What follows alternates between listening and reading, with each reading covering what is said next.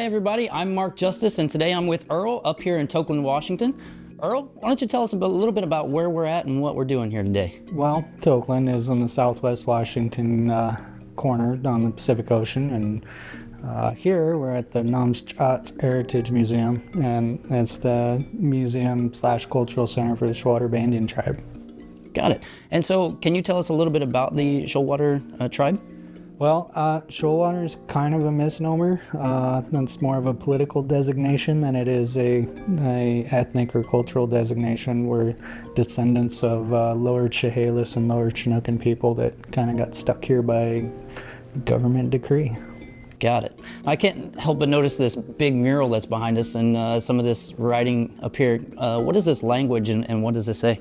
The language is called Altmish, and in English it's Lower Chehalis. It's a Salish language. And up here it says Namschatsa. Namschatsa is the village here, and Sanatsti is basically we're happy to have your presence. We're thankful for your presence. Oh, cool. Well, we're happy to be here. Thank you for the intro there. Moving right along, I see we've got a little exhibit over here we can check out. What we got here? So a few years ago, we did some archaeological studies on another village site of ours. It's just a couple miles up the road. And this, most of what you see here is taken from what we call a shell midden, which is basically a traditional old school garbage dump. Is very formal name. Yeah, it does have much more formal names, but that's the way I like to think of them. Basically, you can learn a lot about people by their diets, and this is where we get that information. Gotcha. And can you tell us a little bit about what we have here? Well, we've got an elk femur. We've got some bones from various birds, Canadian geese. There's a bone from a cougar in here. Mountain beavers, things of that nature. Basically, if it was natural and edible, we ate it. Got it. And I see under the magnifying glass here, we've got something that's super tiny. What is that? So one of the things about shell middens is rodents oftentimes will, scavenge in them and make burrows in them and then live out their lives in them. And the cool thing about that is we found an intact shrew skull that is just absolutely tiny, and we were amazed that we were able to get that through the screens and identify it. So we had to put that on display. Even though that probably wasn't on the menu, it's a really cool piece of archaeology. Yeah, it's like artwork intact, right? Yeah. Speaking of artwork, we've got some over here we're going to go check out right now.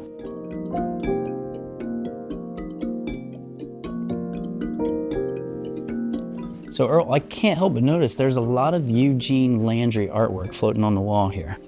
Yeah, Eugene Landry was a tribal member. He was actually from another tribe, but he was adopted by a few tribal folks here and adopted into the tribe. And he isn't exactly what you think of when you think of tribal art, because oil paintings and stuff like that. But he's a pretty special guy. For one, some unfortunate events in his life, he ended up paralyzed. And towards the end of his life, some of these paintings he actually did using his teeth. Oh, wow. And then the other thing that's really important about him is he did a lot of portraits of our tribal members, and quite a few of those folks are still living.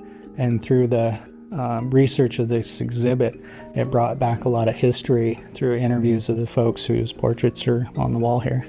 Oh, that's cool. Now, he's no longer... He passed in the 1980s. Gotcha. Yeah. A lot of great artwork here, and as you'll see, a very, very talented artist, for sure. Well, Earl, thank you for showing us some of this incredible artwork by some of the tribal members. Now, I have heard that you also have some tribal authors. Yes, we do, back in our library. Oh, can we go check it out? Yep. Yeah, awesome.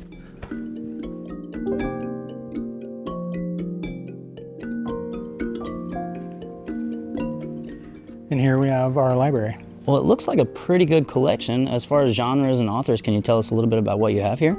Yeah, so we are partnered with Timberland Regional Libraries, and that comes with the traditional fiction, nonfiction, historical reference.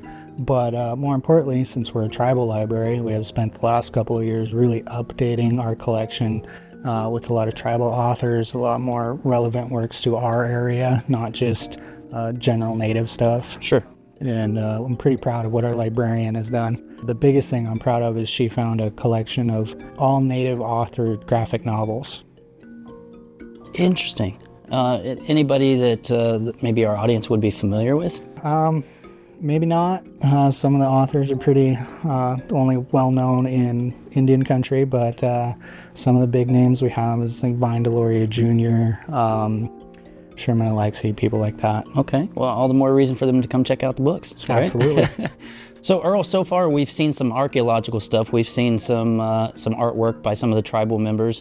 We've seen some books by tribal authors. What else does the museum have to offer? Oh, we also have a small basketry collection. Our baskets range in age from late 1800s to early 1900s,